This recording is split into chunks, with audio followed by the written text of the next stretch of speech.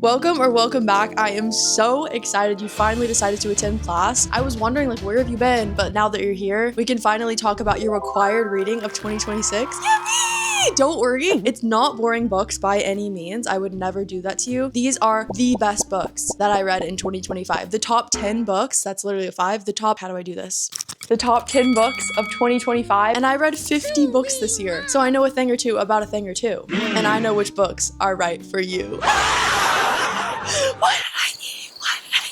I read a lot of books and I know which ones are right for you, so you just have to trust me on this. Get a snack, pull up a seat. We're gonna be talking about books, starting with number 15, Burger King foot lettuce.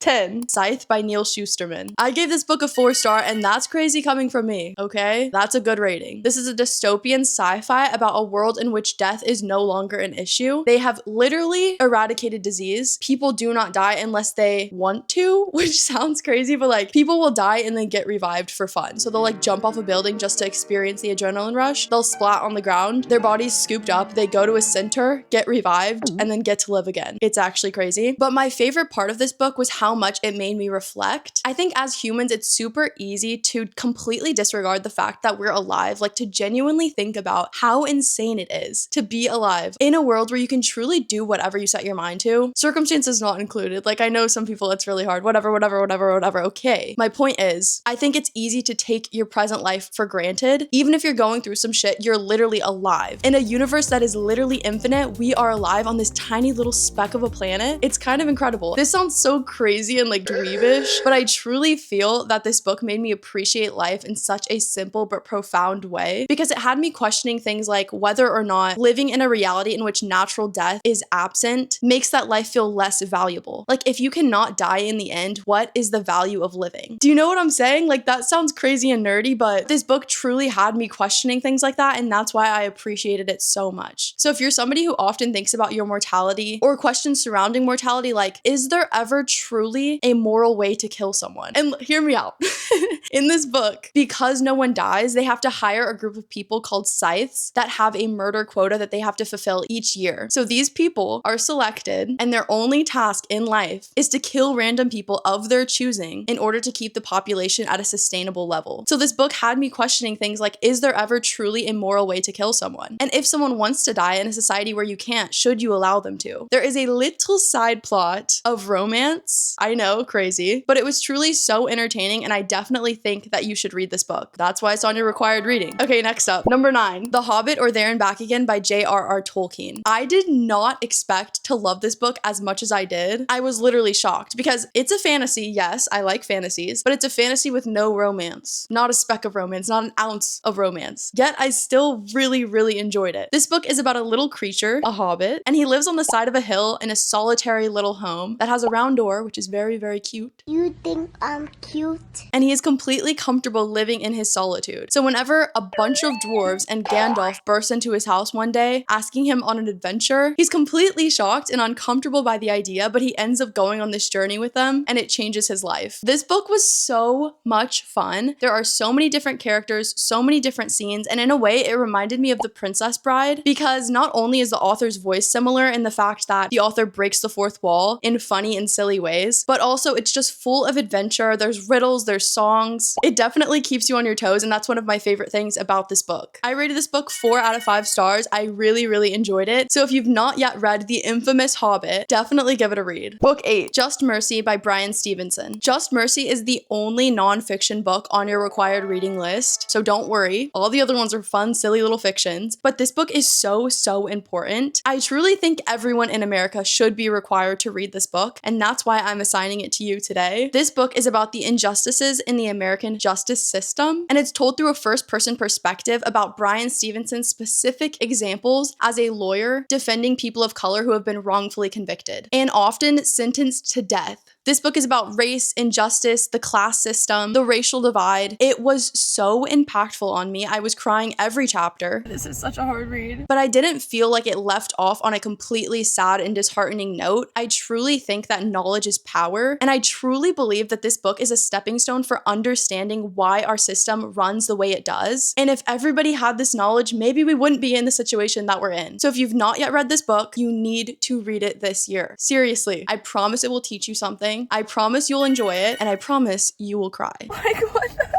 Next up, book 7. Everyone in This Room Will Someday Be Dead by Emily Austen. I know this video's taken a sad turn suddenly, but this book is also another incredible read. I rated this book 4.5 stars, and it's a lit fic. We know I don't really even with lit fic like that. I really feel like I was meant to read this book when I did. I was basically struggling with the idea of humanity and living my life as a human being on a up planet, and this book honestly explores that from the perspective of a lady named Gilda. She's dealing with major depression and anxiety, and it affects every choice that she makes. And if you're somebody that struggles, you can directly relate to this. So it's almost cathartic to be able to read about someone else from a bird's eye. You can see exactly where she makes decisions that you see in hindsight don't make sense or are just her anxiety spiraling out. But in real time, we're in her head, so it all makes perfect sense. It's just so upsetting to read about. Although I didn't directly relate to the severity that she experiences her mental illness, I found it so profound to be transported into someone else's mind in order to empathize with them directly. So if you yourself experience anxiety, depression, OCD, suicidal ideation, inner turmoil regarding your place in the world, or if you've just found yourself sad for no apparent reason, you would probably find this book incredibly cathartic, and I think you would really enjoy it. This book doesn't end on a super sad note, but I did find myself crying, and at the time I really just found a lot of solace in relating to someone so directly. So if you think that this book could help you in any way, I would absolutely recommend that you pick it up. Why the hell is there a droplet of sweat going down my back?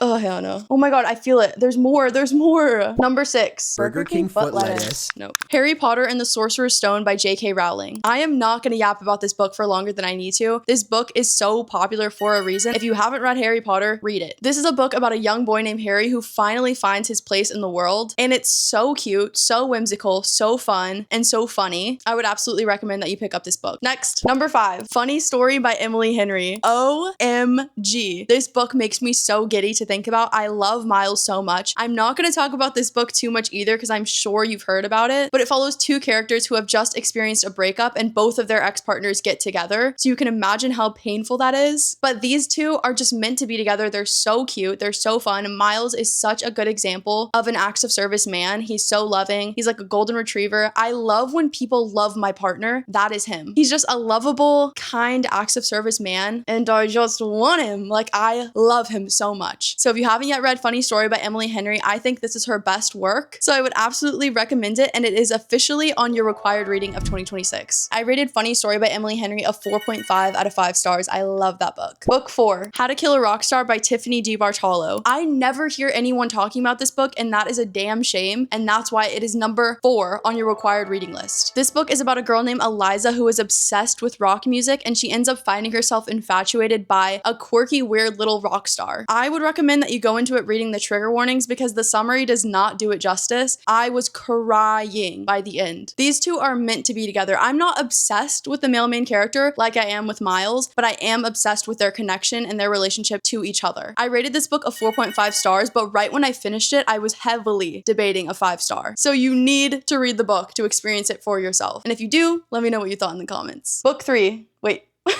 Book 3, Beartown by Frederick Bachman. I rated this book a 4.5 stars and I was completely shocked by it, but genuinely before I even got 10% into the book, I was already holding back tears in the gym. That's how emotionally impactful this book was for me. And then by the time we hit the halfway point where the actual turning point happens, I was bawling, like tears streaming down my face as I was straightening my hair. I do have a video about that if you want to watch me cry. That would be weird, but if you do, I have the video. This book is about a town and how important the hockey team is to the town. We get to delve deeply into the psyche of a plethora of people in the town, not only the members of the hockey team, but also mothers, coaches, janitors. We get to hear everyone's perspective about everything, and it makes the story so much deeper than you're expecting. But halfway through, there's a traumatic event that happens between a girl and a hockey player, so make sure you read the trigger warnings. The event completely transforms the way that you view the book. It took a complete 180. I was not expecting it, and I think that's why I ended up crying. I was just so taken off guard, and the understanding and the deep empathy I had already developed for each of the characters made that moment so much more impactful. So if you've yet to read Beartown, I would absolutely recommend that you read it. Next book, book 2, Just for the Summer by Abby Jimenez.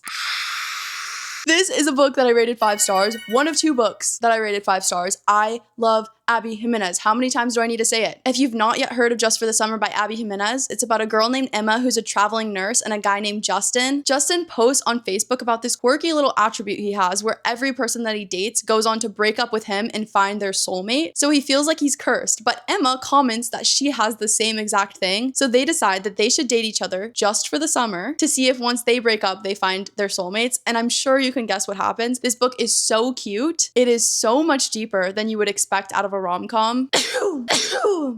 Excuse me. And I just loved it so much. If you're somebody that struggles with allowing people in and allowing people to love you because of your past trauma, especially your past trauma with your parental figures, you should absolutely give this book a chance. These characters struggle very specifically and in a way that I think a lot of people can relate to. So if that sounds like it's something that's up your alley, I definitely recommend that you give this book a chance. Next book in the final book. Next book in the final book. Favorite book of 2025, yo. Favorite book of 2025, yo. It's officially time for the #1 book on your required reading list. If you've attended the class up to this point and you only read this book, I'll still give you an A, okay? I'll still give you an A as long as you read this book. The #1 book on your required reading list of 2026 is Yours Truly by Abby Jimenez. And hear me out. Hear me out. I know a lot of you have complained about the miscommunication trope. Hear me out. We all do a little bit of miscommunication now and then. Come on now. Like, be real with yourself. You do a little bit of miscommunication. Like, come on, come on, come on. We're all guilty of not communicating what we feel because it's vulnerable. Okay, before I defend my favorite book of the year, let me first tell you about the summary. Brianna is an ER nurse and Jacob is a new ER nurse that comes into her hospital to eventually take over her position, and she is not having that. So they have a kind of one-sided enemies to eventual lovers romance going on. But little does she know, little Jacob is in his head like so concerned that he just made a bad impression, and he never would. This boy would not hurt a fly, genuinely. He's so lovable. He struggles with anxiety, and that's why people misperceive him. And Brianna was no different at first, but as soon as she learns these deep qualities about him and why he is the way he is, she ends up falling for him. And they are just perfect for each other. I love these two so much. I cried nearly every chapter. Happy tears, ecstatic tears, sad tears, all the tears. If you want to read a book about how you do not have to change for the right person and how you can be the best version of yourself with the person that you're meant to be with, and how you can have anxiety and still be loved, you can still be in a healthy relationship, and how you can be going through something and treat someone that you love unfairly and have them still love you, and if you've always wanted to get a handwritten letter from someone and write them back, and if you struggle with crippling social anxiety and you just need someone to meet you where you are, you need to read this book. It was so good. I genuinely love it. Favorite book of the year. Love it, love it, love it. Read it, pick it up. Okay, I'm done talking about Yours Truly. I can truly go on forever, as you can see, but class is officially over. The bell is about to ring, so let's do a little wrap up. These are the 10